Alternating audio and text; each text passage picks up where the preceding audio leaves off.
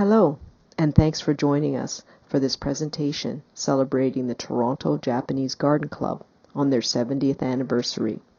My name is Suzanne Hartman, and I'm pleased to be here and act as club historian. As a biracial Yonsei, or fourth-generation Japanese Canadian, I feel that groups like this one are vital for sharing our culture and maintaining a sense of community. Before I begin, I would like to thank everyone who shared photos for the earlier video montage by Camille Kiku-Belair and for this presentation, Jeanette Chung, Yuko Ichimori, Debbie Katsumi, Chris Kurata, Lisa Maida, Andy McGraw, Maya Tuji, and Marian Yanase.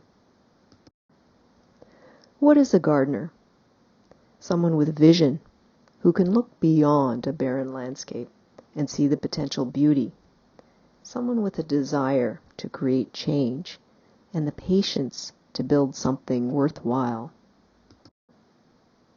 To be a gardener is to be someone who loves nature and wants to put down roots. Roots of stability, roots to grow a community, roots to share with future generations. In the fall of 1952, a group of people who were active in the Toronto Buddhist Church began meeting informally. They were interested in sharing their rich cultural heritage with others in the Toronto area. This group had the foresight of wanting to continue traditional Japanese arts, such as landscape gardening, bonsai, and ikebana. It was a bold vision of inclusion, of reaching out and beyond. The original Toronto Buddhist Church on Huron Street was limited in space. They used to rent the former Canadian Legion Hall at 22 College Street for meetings and the Toronto Japanese Language School classes. There, in early March 1953, the group met to discuss organizing a garden club. According to their early minutes, Mamoru Nishi chaired the first part of the meeting. John Bradshaw, the Toronto Star garden editor, was the guest speaker and spoke about the care of houseplants. The prominent horticulturalist was known for his garden books, newspaper and magazine articles, and weekly CFRB radio talk show. He even hosted a TV program called The Country Gentleman in Hamilton. Tak Yoshida chaired the second part of this meeting, which was all about founding the club. A committee was struck and plans drafted for the next general meeting.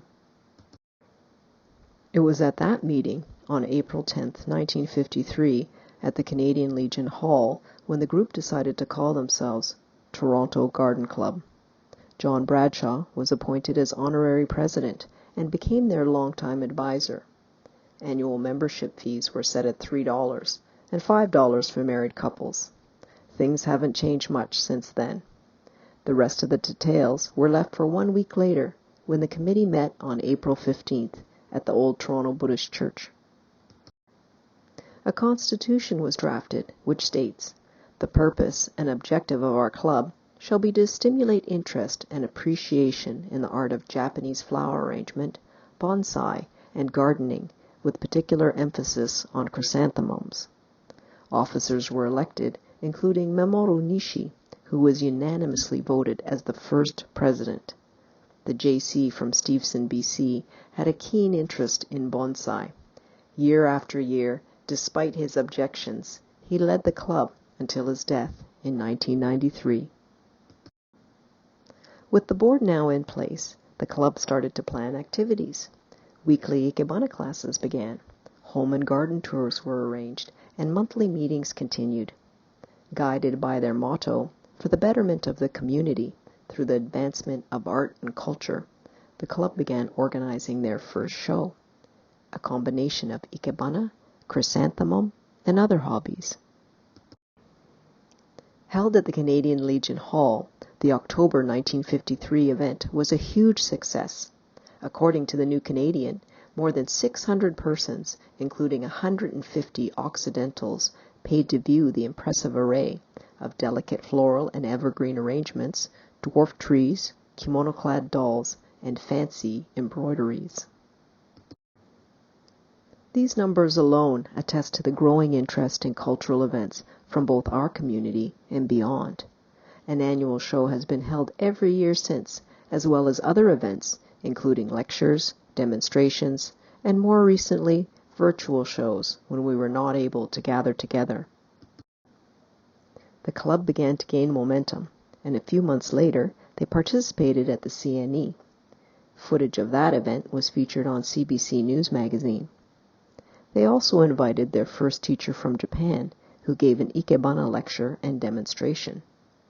In that same year, the Consul General of Japan, including the vice consuls and their wives, became the first patrons of the club.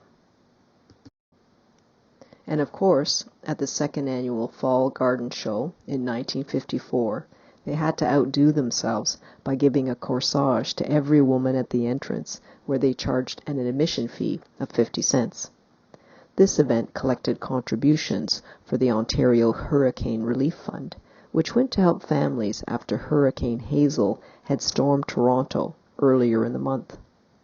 That spirit of generosity continued to define the club in the years to come.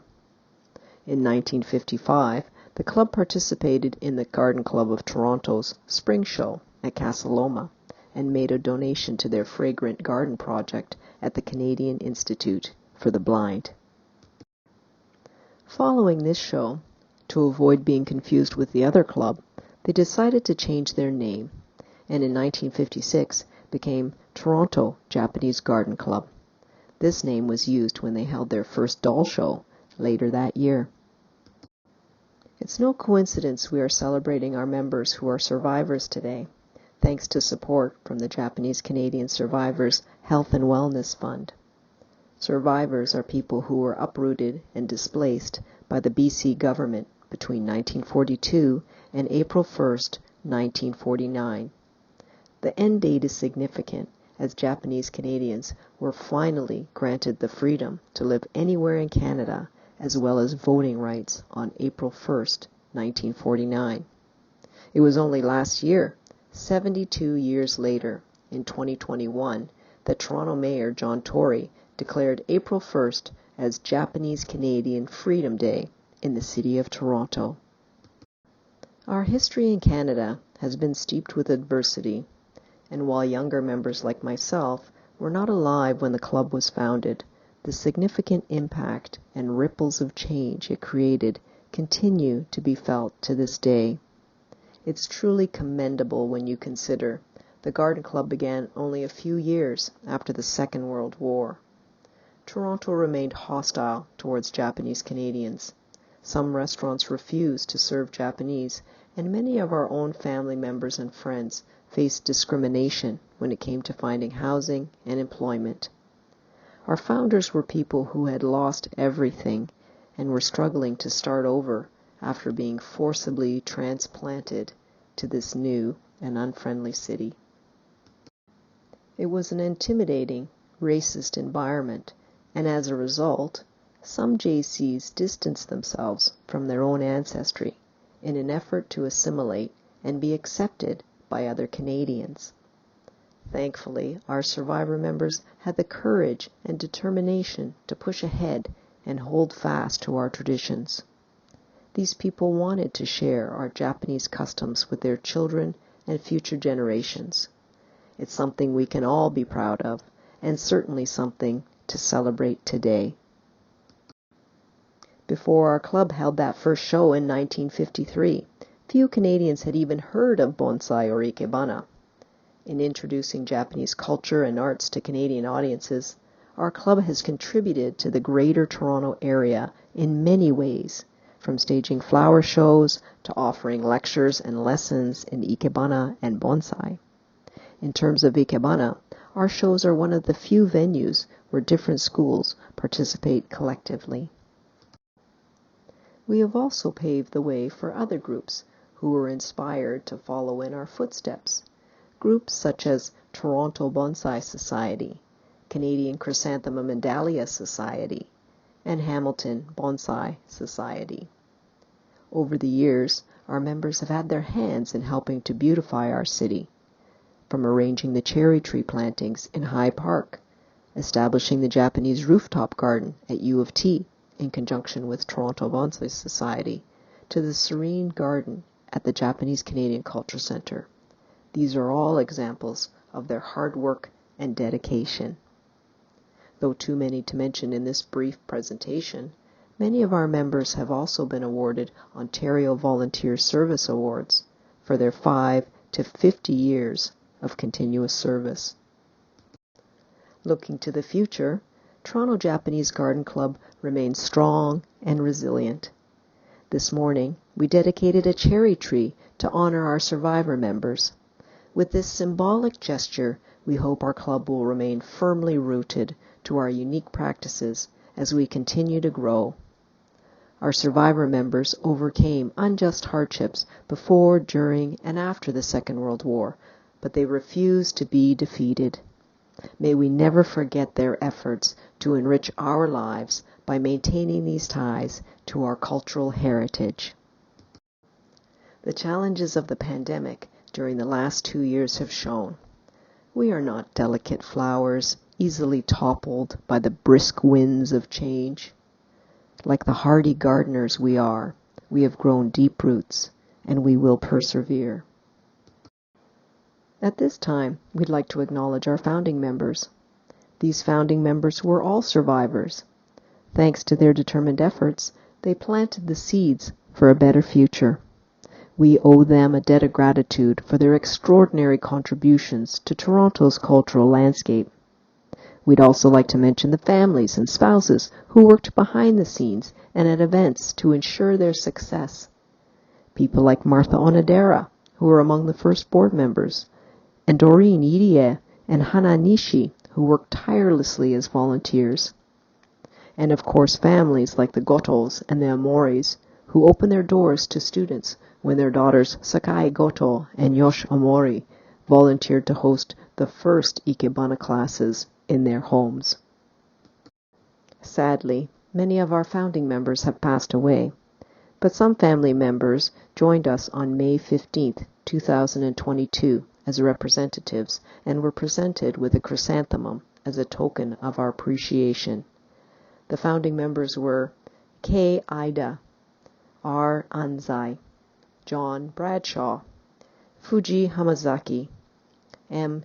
Heiki, Y. Hirano, K. Irie, S. Izukawa, Kin Izumi, E. Kagetsu, Louise Mototsune, G. Nakamachi, Mamoru Nishi, M. Nishikawara, Sakai Ogaki, John Onodera, Roy Oyagi, Gloria Sumiya, Yosh Suyama, Ritaro Tsuji, Reverend Takashi Tsuji, Chiyo Umazuki, Asayo Yamada, and Tak Yoshida. To our founding members and their families, we say thank you. Arigato.